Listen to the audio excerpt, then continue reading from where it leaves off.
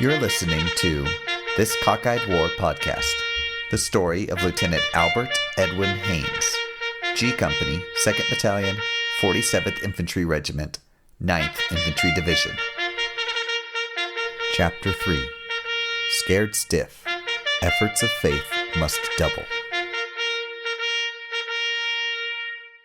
Okay, Dad, we're moving forward now in the European theater. I'd like us to start actually from a bird's eye view, literally.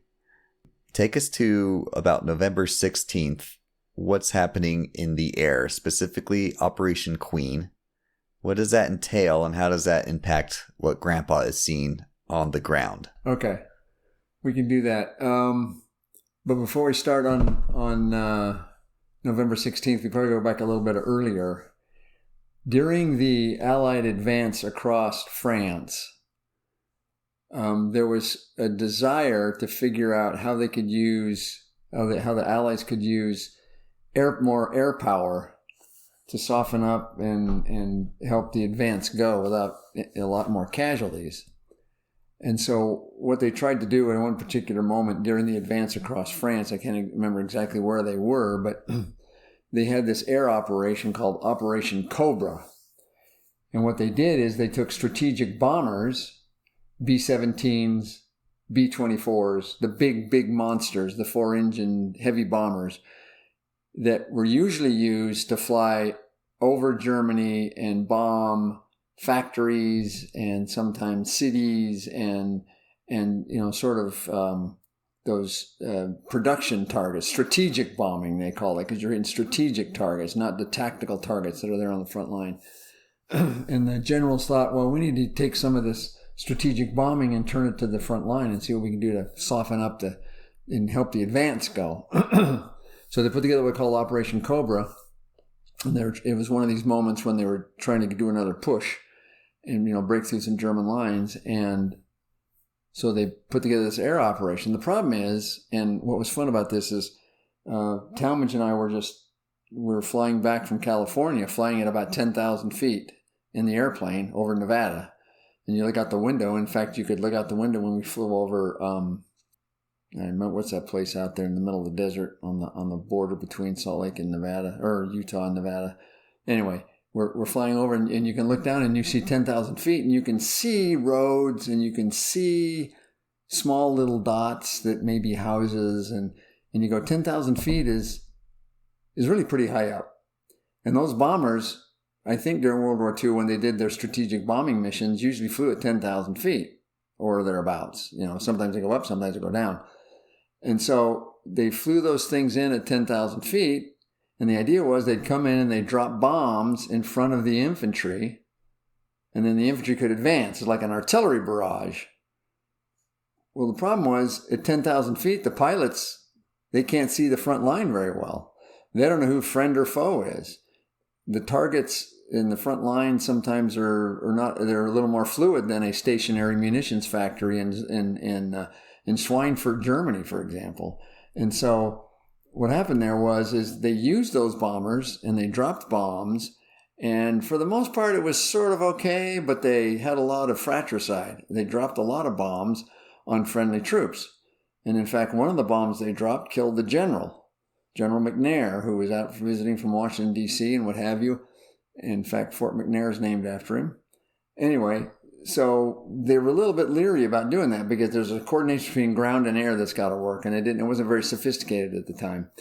And so Grandpa is now at a place where they're trying to push through and break through the Siegfried line into Germany proper to get to Düren and the Ruhr Valley. And so they decide they're going to try it again, but they're going to put more better controls in place. And so they put bright colored panels on their equipment so that they could see it from the air. They told the Air Force to come in at certain ways. You can't drop within 200 or 300 yards of the front line and all this other kind of stuff. And so he's watching all this. In fact, he talks about seeing this in his memories. Let me just read this real quick if I can find it. He said, he talks about heavier patrols as getting ready for their advance and their attack. And he says, there were heavier combat patrols where we went out and attempted salients into the lines and, of course, were checked back. The purpose of these patrols was to determine where their lines were and what their strengths were. In other words, they're now on the offensive. They're trying to figure out where the enemy is. This action kept us alert and kept them alert. It was purely a defensive situation at the time.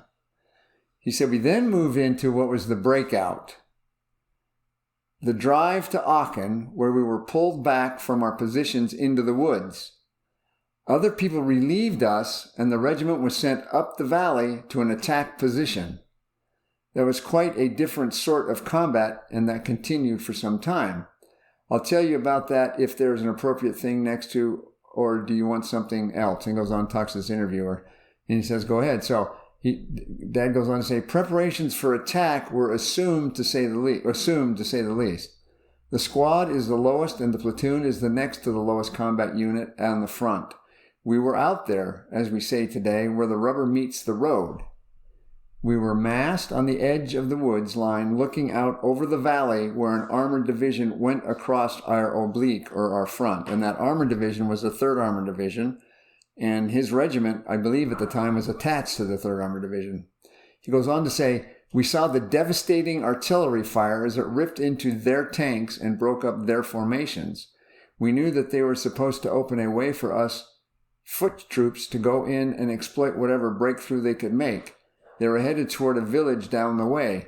We could see them training their tank guns on the church spires and knew that there probably were observers in those church spires, and they were attempting to eliminate those points of vantage that the Germans had. All right, here's the part about the airplanes. Also, the flights of airplanes over our heads were awesome. The B-17s, the B-24s in mass formation. This was a major breakout. It was after Patton had stalled, having run out of his supply links. This was the breakout from that point. Just to see the massive firepower, the massive destruction, the massing of people, of troops. As I viewed that valley, I could see Armageddon. I literally unfolding before me. So, and I remember when we were on that trip with your brothers, we'd stop on the edge of the road, and he said, yeah, this is where we were when we're getting ready for that breakout. You see the tanks going across the valley. It was a beautiful valley. It was a little overcast at the time, and he said the airplanes were flying overhead. So that was an attempt to do that. The problem with Operation Queen was, when it was all said and done, they did a good job of doing what they're supposed to do, but what happened was they were too far from the front line, and so they hit the units behind the front line. So when the attack came, the foot soldiers still had to fight their way through the front line, and it slowed everything down so the units in the rear could then get themselves back together and figure out what they're supposed to do. So it really wasn't as effective as they wanted it to be. So that's sort of the story of Operation Queen and how those airplanes came into play. Probably they only did it 2 or 3 times in the whole war because it's just too hard to do. Now they had tactical air, and that was different. And sometimes he talks about being hit by his own aircraft, because that's the tactical air. That's the fighters, the Lightnings, and the closer, the ground support. And in fact, I think he was concerned about one time when he thought he was getting strafed by friendly fire. So anyway, so does that sort of answer your question? Yeah, absolutely. It's interesting to see Grandpa, I guess not as a cog in the machine, but as a piece on this huge, complicated puzzle, and one wrong move really has huge ramifications for the troops on the ground. Yeah, it really does. And it's just, yeah, I mean, he talks about being where the rubber meets the road. It's the infantryman out front, puts his boots on the ground. That's where they go.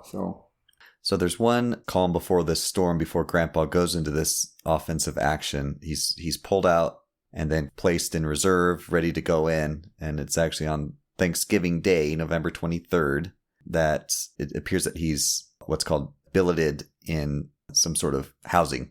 And he writes these words, quote, "Ate Thanksgiving turkey on white embroidered tablecloth and feet under table. Blessed it and used all my stale manners." He goes on to say that he was very insistent that he had a table with a tablecloth and had his feet under the table. Yeah. This is kind of his one last moment of civilization that he's been missing on the front lines And then he writes, writing these things to my beloved wife so many miles away, writing on captured Jerry stationery in a captured Jerry house. On the same table, perhaps some other person wrote letters to loved ones. So there's this really calm, reflective moment that Grandpa has before he goes in. Thanksgiving dinner was a big deal. How did they get all that hot turkey to all of those troops? Well, I haven't studied that real close other than to know General Eisenhower, I guess several weeks before, said every American troop, at least, every American soldier in the European theater needs to have a hot Thanksgiving meal. And he basically dictated that to his generals, who then dictated it down to their generals, who dictated it down to their colonels, and down it went, down to that battalion who had the mess company or the regiment. And somehow or another, they managed to make it work. And I can tell you, having been on field exercises in the Army, eating MREs, meals ready to eat, which are not K rations, but I've had K rations and C rations. They're not all that great either. If you can get a hot meal to troops in the field, it just makes a lot of difference with morale and those kinds of things. And Thanksgiving has always sort of been a traditional time in the Army where the leadership of the unit goes down to the dining facility. That's what they call them now. We used to call them mess halls. They go down to the dining facility and they stand in line on the serving line in dress uniforms with aprons on, and they serve the troops. And it's just one of those magic moments, if you will. When Sherry and I were at Fort Lee, we had the opportunity to go to the dining facility and have Thanksgiving dinner and meet the school commander. I think it was a general, and probably a couple of colonels that were there serving chow to the troops. It was just great. So that's sort of what they try to do to keep morale up and help soldiers stay connected with home in America. So does that sort of answer your question? Yeah, absolutely. And as we're going to see, Grandpa, I'm sure will have appreciated that turkey as he goes into combat, which happens the very next day, where he advances into the brick factory.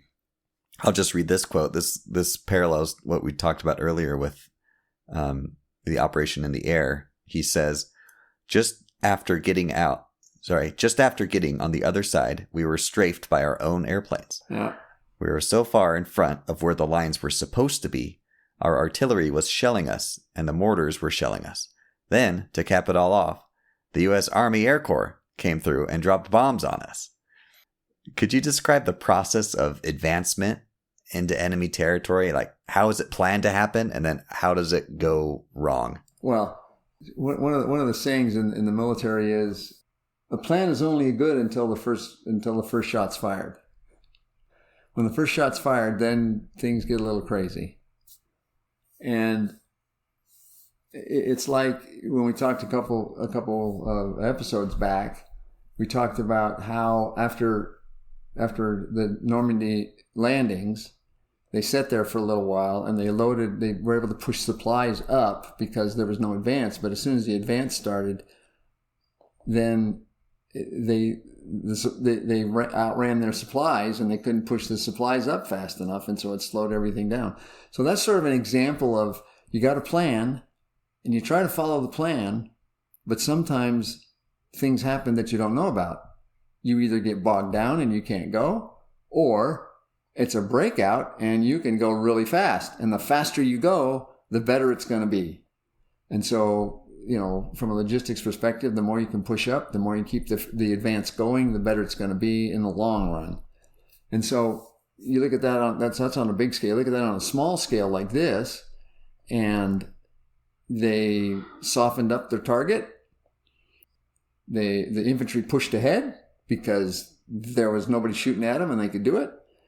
And in the meantime, somebody back in the rear is trying to follow the plan, and there may not be tight communication between where the front line is and back to the rear, who then know what additional firepower needs to be brought to bear at certain spots on the attack. And so that's where things happen. That's where Grandpa says, yeah, I get hit by my artillery. and then I get hit by my friendly fire from the dive bombers, and then I get hit by the Air Force and all this other kind of stuff. And you go, yeah, that happens way too many times. And so when you hear about friendly fire kills, it's a sad, sad thing.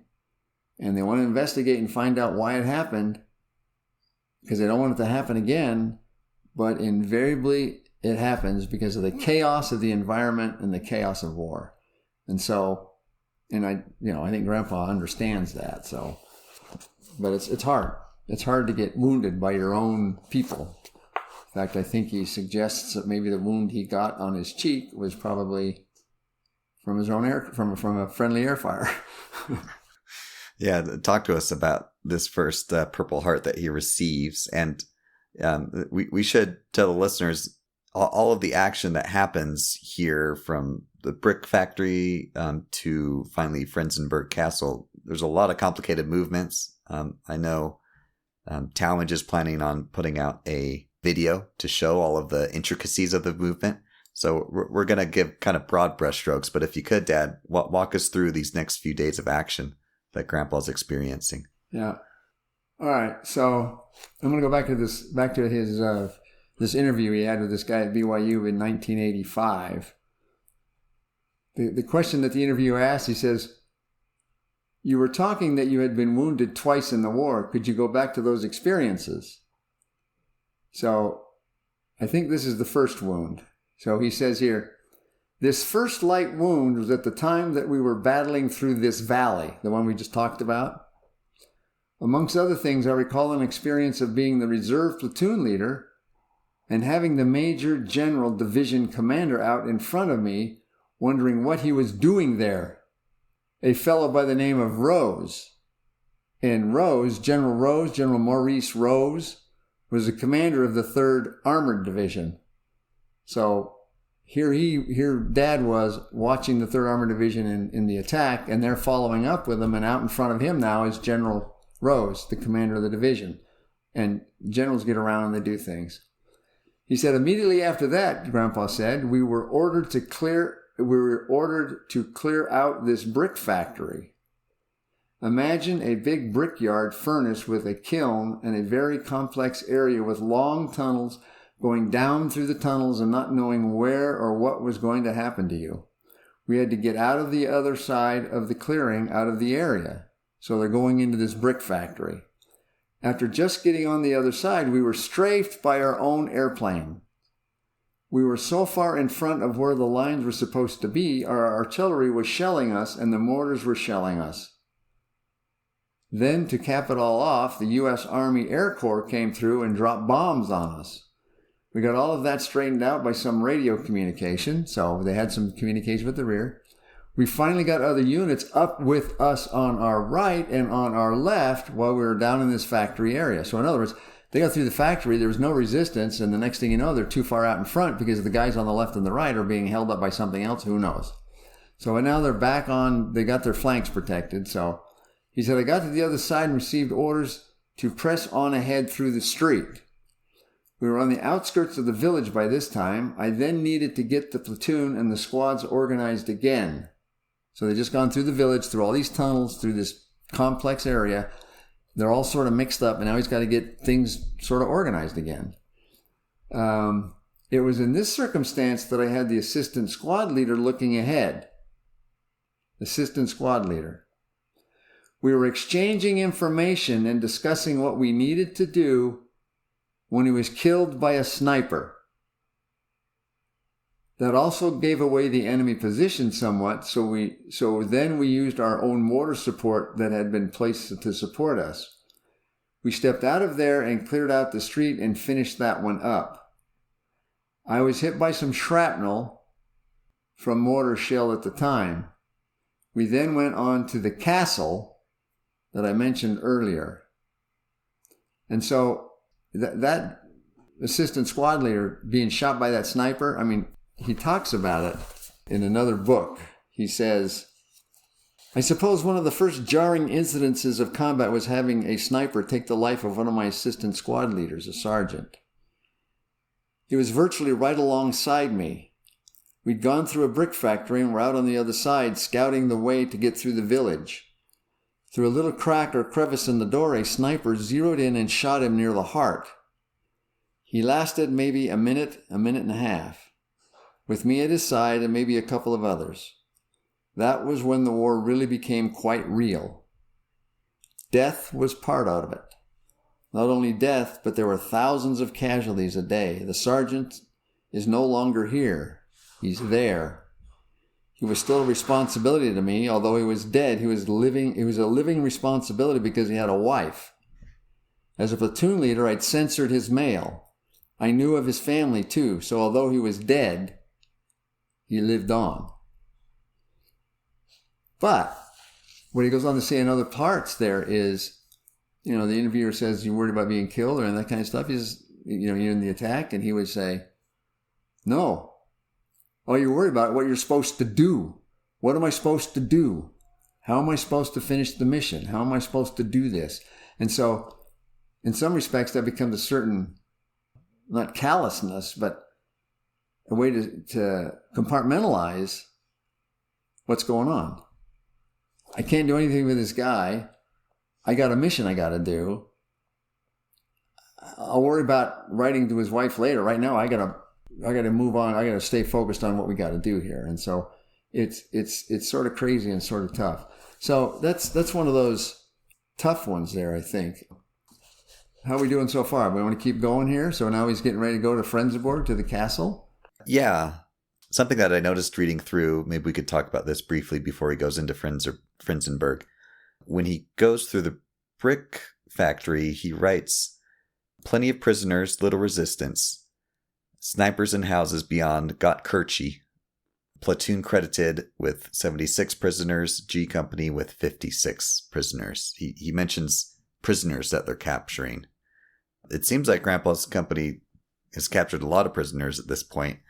Do you know anything about the procedures regarding PWs in an active fighting situation? Like, when is it appropriate to say, "Oh yeah, sure, come on over," when there's bullets flying? You know what I mean? Yeah. Well, I mean, I think, sometimes you see these war movies, and it seems that both sides are anxious to not have prisoners, so they shoot them before they. And I think that happened sometimes. I think a lot of it happened because you weren't sure they were surrendering, what they were doing. And it's you shoot or they shoot. And so sometimes you shoot too soon and prisoners don't get taken. But when prisoners are taken, it's another whole thing. I mean, a prisoner could be surrendering and you're under a mortar attack from the enemy. So what are you supposed to do? I mean, you hustle them to the rear as best you can. You disarm them. And you send them, and you still got to keep pressing forward. It's complicated, especially when you're in the attack. If you're in the defensive position, then it's different. But in this particular case, they've come through the brick factory. I'd imagine they probably captured the 26 prisoners of war they talk about somewhere in that brick factory. And they probably sent them to the back to where they had come through at the first part of the brick factory and gathered them up. And then either a squad of MPs would come and pick them up, which is highly unlikely, or you designate 2 or 3 men to escort them to the rear and then tell the guys to get back as soon as they can. And, there's lots of different ways to do it.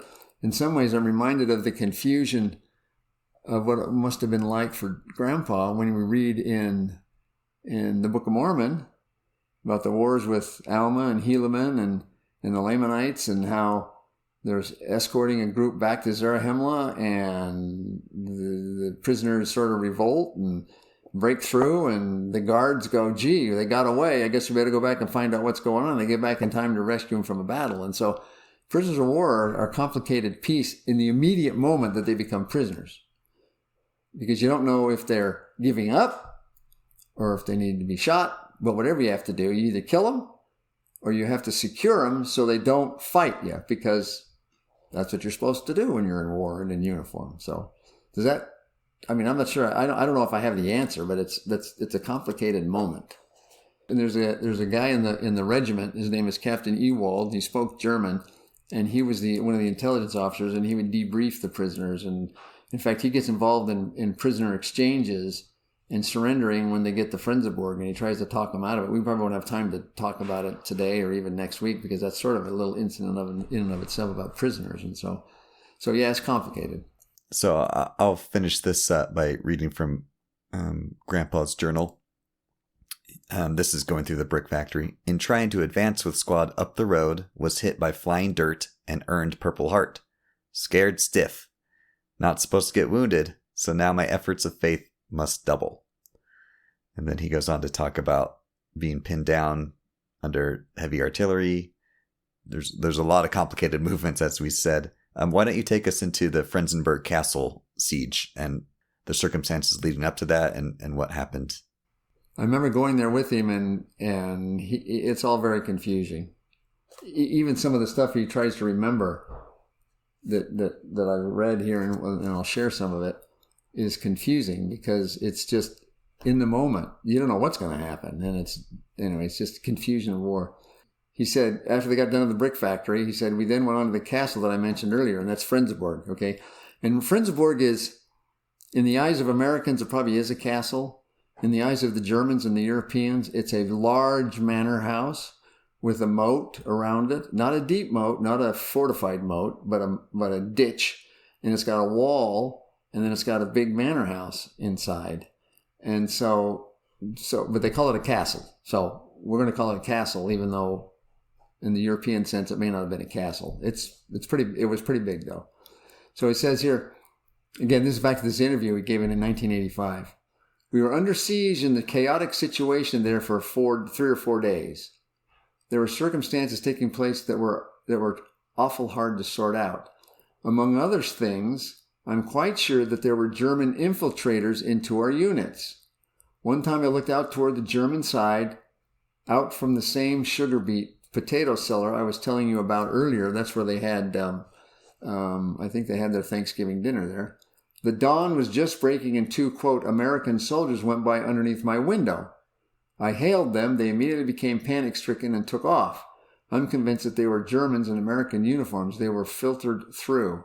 And were they filtering through to do bad things? Maybe they're filtering through to surrender. Who knows? He said that really sets your teeth on edge and makes you angry and concerned.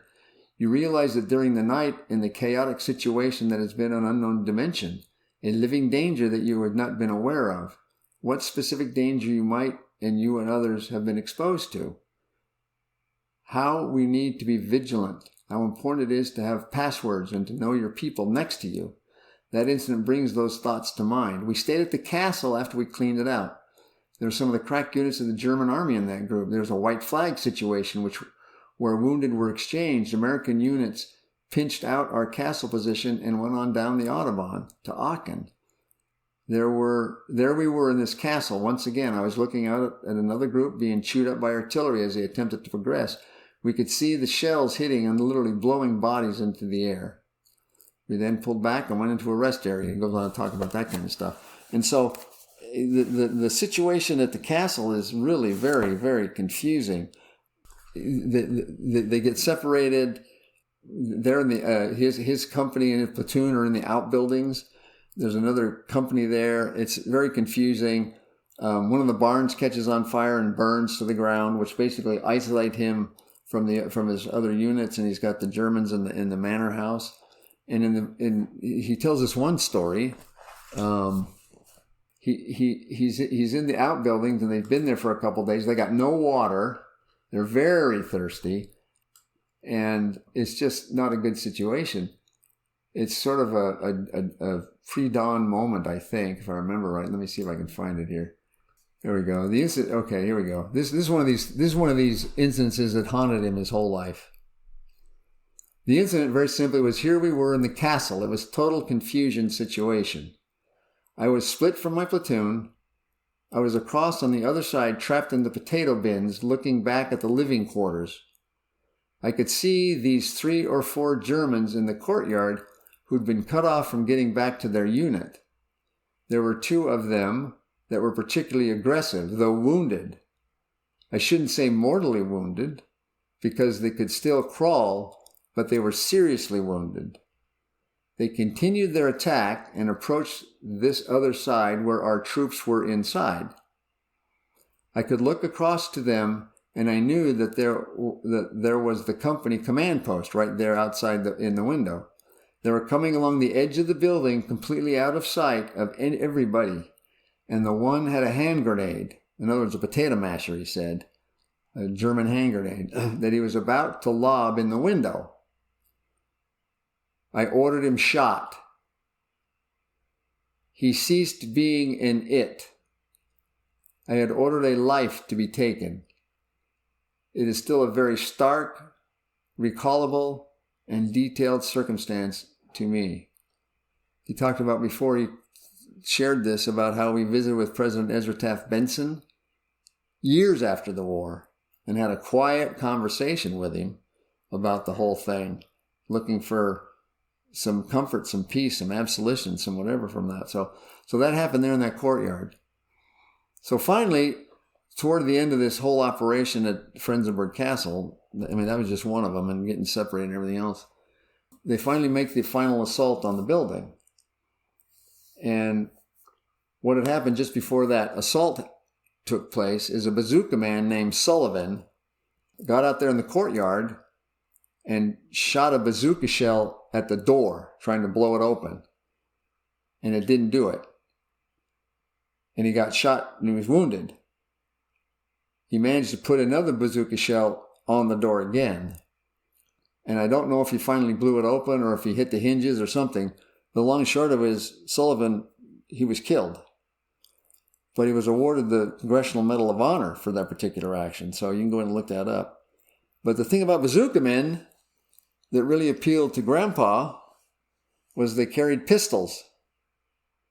Because if they gave the bazooka man a rifle, he would probably end up throwing away the bazooka, because the rifle, in his mind, would be better for him to have to protect him from immediate danger. So they give him pistols. Well, you read different things about pistols. Some people say pistols are worthless in war. But there's something about a pistol, especially for an officer. So having a pistol and a rifle is sort of a good thing to have, a social thing, if you will. And so Grandpa had his eye on Sullivan's pistol. Well, his squad got the direction from the company commander to, on this sort of morning of the last day of the battle for the Frenzerburg Castle, he gets the orders from the company that his platoon is going to storm the building and clean it out clean it out of Germans. So there's Grandpa with his platoon. They storm across the courtyard, bust in the door, go through the whole building, and the Germans had snuck out the night before out the back way. So he comes back to pick up Sullivan's pistol, and another platoon sergeant, or another platoon lieutenant from one of the other platoons has already picked it up. So Grandpa was not happy about that. He was not happy about that. Was Sullivan in Grandpa's platoon? No, I think Sullivan was in Company K. He was in a whole other company, and he had that whole action had taken place like a day or two before. They actually had to storm the building and take him out. So, but something to keep in mind here. Last week we talked about defensive positions and how it's a good place to learn and grow and try to understand what's going on. It's not nearly as fast paced, but you are in combat. To an offense like this, where it's confusion from everywhere, and there's a lot of stuff going on, and there's a higher likelihood that if you get up from behind your foxhole, you could become a casualty. You could be wounded, and Grandpa was wounded. So it's a pretty tense moment in the situation, because right after Frenzerburg, they got pulled off the front line to go to do some rest and recuperation. So, yeah, and I think that's where we'll pick it up next time. Okay. We'll talk about Grandpa's R&R, rest and recuperation, after an experience like this, where he's been fighting for days on end. In fact, I thought this journal entry was was sobering. He writes, "Siege continued without success all night. Jerry tanks surrounded us at 75 yards. And then he says, no water or rations in 2.5 days.